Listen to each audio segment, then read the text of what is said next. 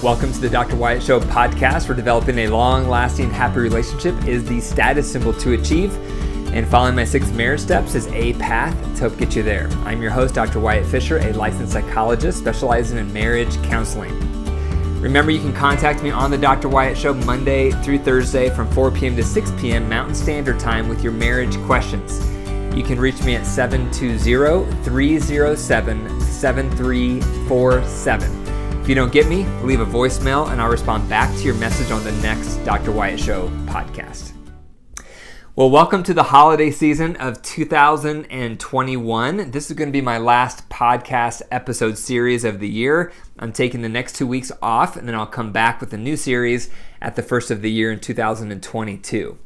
So today, the series is going to be called, for this week, it's going to be called How to Make It Through the Holidays Without Killing Your Partner. So there's lots of things we could cover on how to make it through the holidays successfully. So I'm going to break it down into 4 parts. Today I'm doing the first part, and today is all about finances. So how do we make it through the holidays financially in a healthy, successful way without feeling resentful toward our partner? So that's what we're going to get into. Now, it's important to talk about how to make it through the holidays, because obviously you're going to make it through the holidays, but you want to make it through the holidays well. You want to be on the other side of the holidays in 2022 thinking, that was a really pleasant holiday. We made it through well, we handled it well, we stayed connected, we made good choices. A lot of times we don't feel like that at the end of the holidays. A lot of times we have regret. We did too much, we spent too much, we were disconnected, it was stressful, it was frustrating. You don't want to feel like that when the holidays are over. So I hope that you listen to these podcast episode series. Hopefully they're going to provide you with some nuggets to consider to help you and your partner and your family make it through the holidays as peaceful as possible. So today is part 1. So part 1 is all about finances. So the first thing to consider when it comes to finances in the holidays is to set a budget together with your partner. How much do you each think you should spend on each other and on your kids? You have to talk about it. Don't just be spontaneous and just buy whatever you think they want whenever you're out. First, have a discussion with your partner on how much should we spend on each other and how much should we spend on our children. And one of you may think you should spend a low amount. One of you may think you should spend a high amount. And if that occurs, you're going to have to negotiate and compromise and share power. Remember the tool bounce the ball. This is going to come in handy a lot through the holidays. Bounce the ball occurs, first of all, in your heart. In your heart, you have to believe in the value of sharing power. You have to believe in the value of each of you having an equal voice in your relationship. That's sharing power. You have to have the right heart. If you have the right heart, the skill is very effective. And the skill is partner A discusses their opinion on the topic, the value that comes from. Then they bounce the ball by saying, what do you think? Then partner B does the same thing. They say their opinion on that topic, where that value comes from. Then they bounce the ball back and say, what do you think? And at that point, things shift because both partners have shared their opinion and where it comes from for them. So at that point, partner A has to adjust their position by a few degrees to move toward partner B's position. So they say their new opinion, their new compromise, their adjustment. They say what it is. Then they bounce the ball over and say, what do you think? Then partner B has to do the same. They have to adjust their original position by a few degrees to honor partner A. So they say their new opinion, their new adjustment. Then they bounce the ball and say, what do you think? And if both partners have a malleable spirit and believe in sharing power, eventually you will find a win-win. So you may need to use that technique when it comes to how much money should we spend on each other and on our kids. You want to get on the same page because that is setting a budget.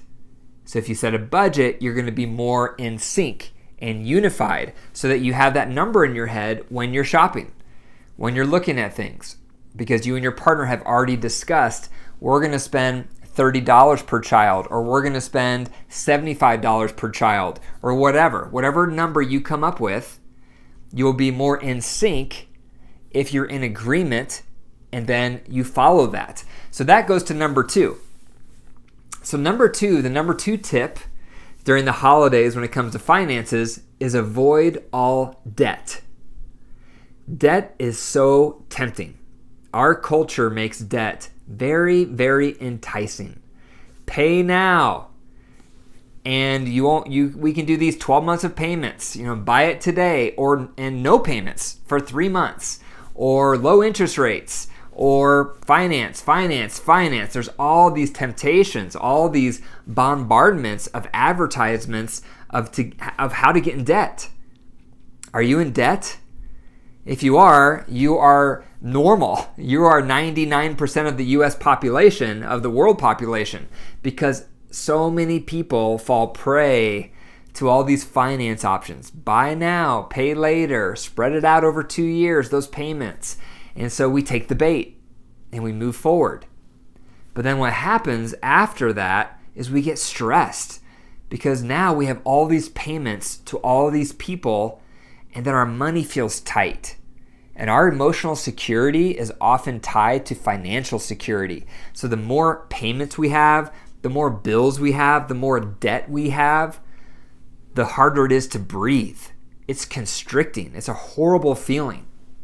And I can relate to this. There's been times in my life where I have gotten into debt and it was so crippling and so restrictive and I felt like I couldn't breathe.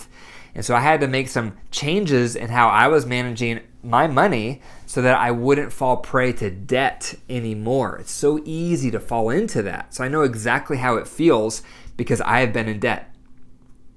So you want to think about the holidays with how can we purchase these gifts? How can we afford the things we want to do with cash?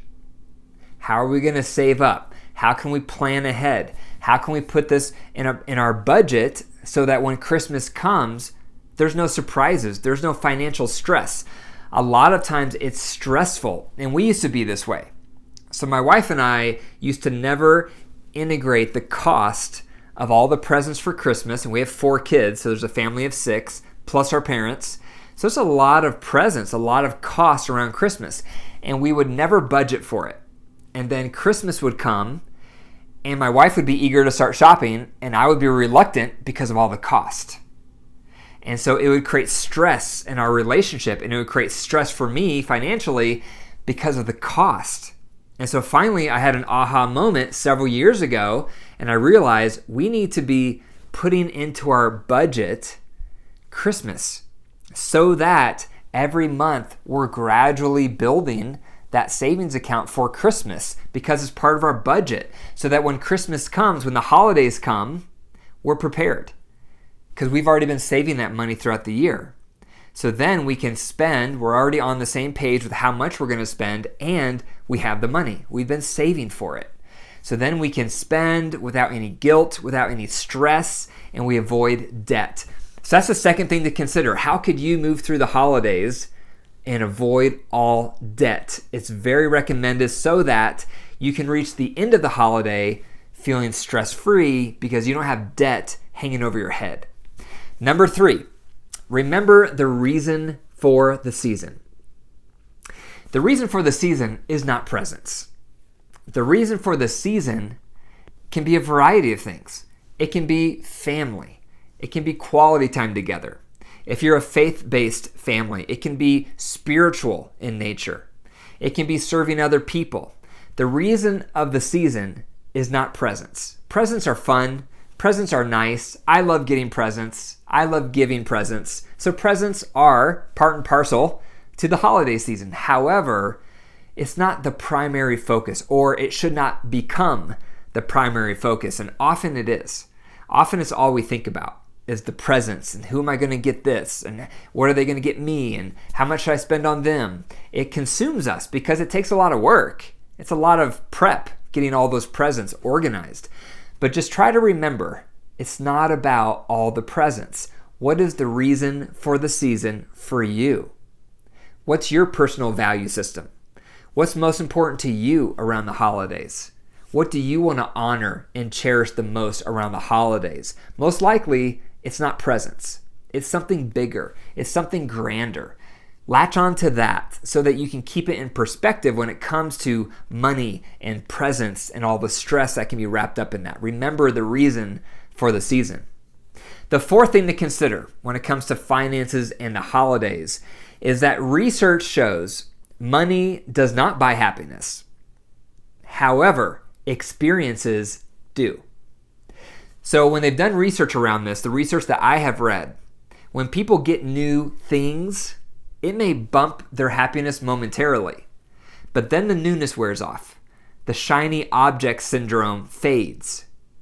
And then we're back to how we felt before, because items usually don't have a very long span where they keep our attention or they boost our happiness because we get used to them. We get desensitized to those new items, and then it's back to life as usual. However, research does show that experiences tend to boost happiness, and that boost tends to be sustained because then every time you think back to that memory, it's a boost. Every time you see the photos of that memory, it's a boost. So if you're considering spending money on things this Christmas, consider funneling some of that money more toward experiences rather than items. And those experiences can be anything.